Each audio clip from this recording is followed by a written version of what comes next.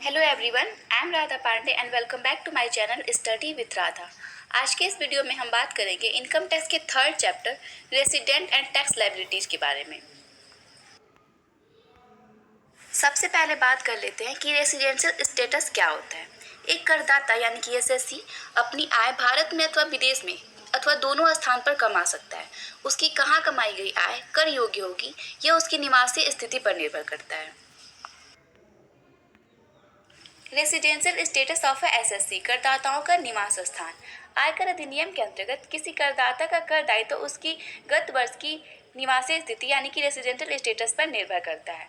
निवासी स्थिति गत वर्ष में उसके भारत में रहने के दिनों की संख्या पर निर्भर करती है।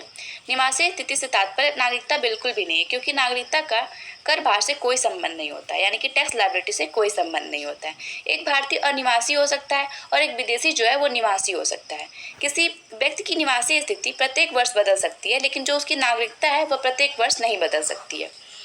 Residential status is a term coined under Income Tax Act and has nothing to do with the nationality or domicile of a person. An India who is a citizen of India can be non-resident for income tax purposes, whereas American who is a citizen of America can be resident of India for income tax purposes. Type of resident निवासियों के प्रकार। निवास स्थान के आधार पर करदाता को कई श्रेणियों में विभाजित किया गया है। फर्स्ट है वे व्यक्ति जो भारत में निवासी हैं, अर्थात साधारण निवासी हैं, person who are resident in India.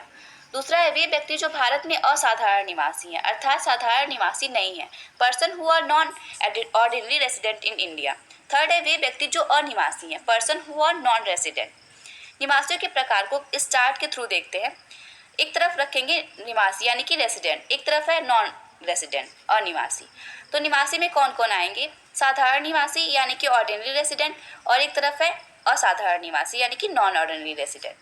तो अनेक प्रकार के करदाताओं का निवास स्थान का निर्णय करने के लिए अनेक प्रावधान दिए गए यानी कि प्रोविजन है। ये करदाता individual, HUF, firm, group of person या अथॉरिटी या कोई आर्टिफिशियल जुडिशियल पर्सन हो सकते हैं।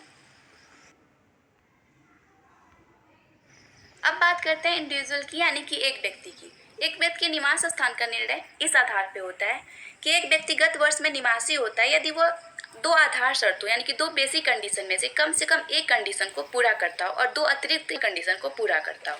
अब बेसिक कंडीशन क्या क्या है? तो दो बेसिक कंडीशन ऐसे हैं। फर्स्ट है वह गत वर्ष में कम से कम 182 दिन भारत में रहा हो, तो ये हो गई पहली कंडीशन। और दूसरी कंडीशन क्या है?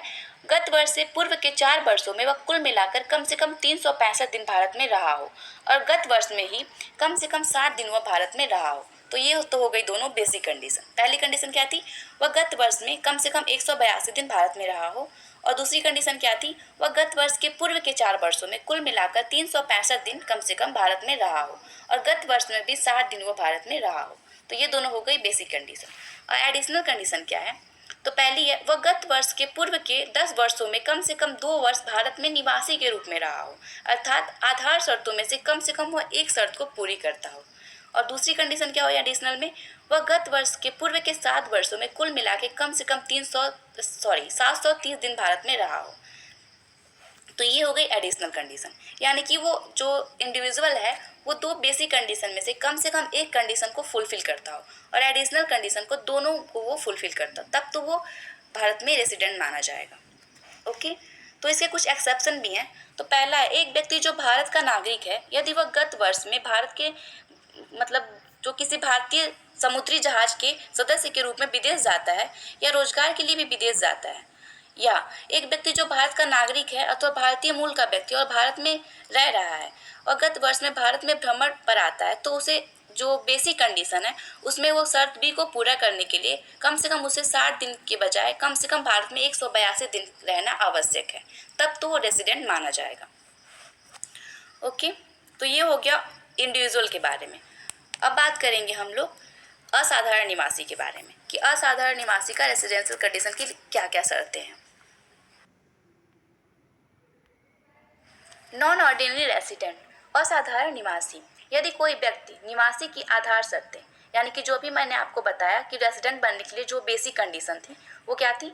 तो पहली बेसिक कंडीशन थी वह गत वर्ष में कम से कम 182 दिन भारत में रहा हो, और दूसरी बेसिक कंडीशन क्या थी, वह गत वर्ष के पूर्व के 4 वर्षों में कुल मिलाकर 365 दिन भारत में रहा हो।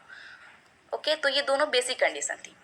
तो एक नॉन ऑर्डिनरी रेसिडेंट बनने के लिए दो आधार वर्षों जो दो आधार शर्तें थी उनमें से कम एक शर्त को पूरा करना है।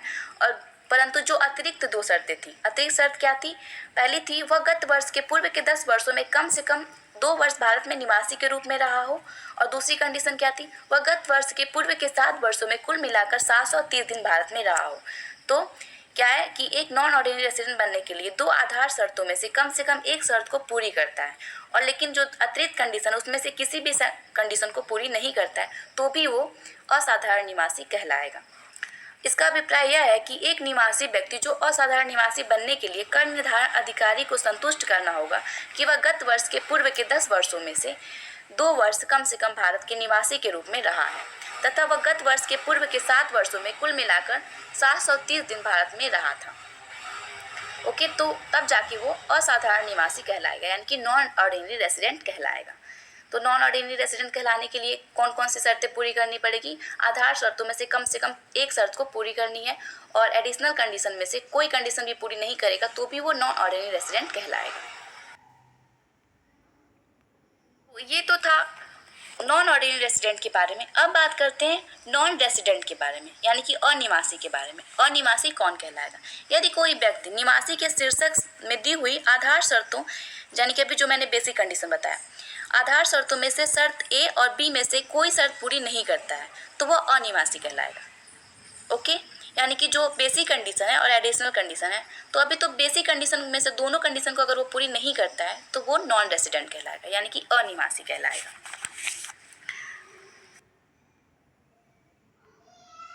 Residential status of a Hindu undivided family, firm और एसोसिएशन ऑफ अ पर्सन। संयुक्त हिंदू परिवार, फर्म अथवा कंपनी का संघ किसी भी गत वर्ष में निवासी माने जाते हैं यदि उस गत वर्ष में उनका नियंत्रण एवं प्रबंध, यानी कि मैनेजमेंट एंड कंट्रोल, पूर्णतः तथा आंशिक रूप से भारत में स्थित हो। अर्थात यदि किसी गत वर्ष में इनका नियंत्रण एवं प्रबंध कुछ अंश में भारत में ही स्थित हो तो वे निवासी कहे जाएंगे।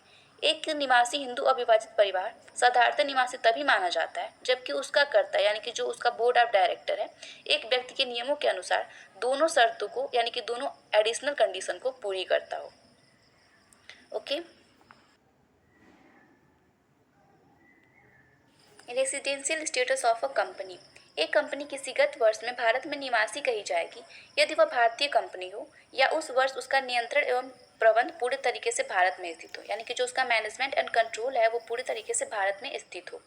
कर निर्धारण पर 2021-22, यानी कि जो असेसमेंट ईयर है 21-22, जो इसके आधार पे उस वर्ष में उसको प्रभावी प्रबंध का स्थान भारत में रहा हो, यानी कि इस वर्ष जो असेसमेंट ईयर है इसमें उसका जो प्रभावी इफेक्टिव कंट्रोल है वो पूरी तरीके से इंडिया में रहा हो तो वो कंपनी रेसिडेंशियल कंपनी मानी जाएगी।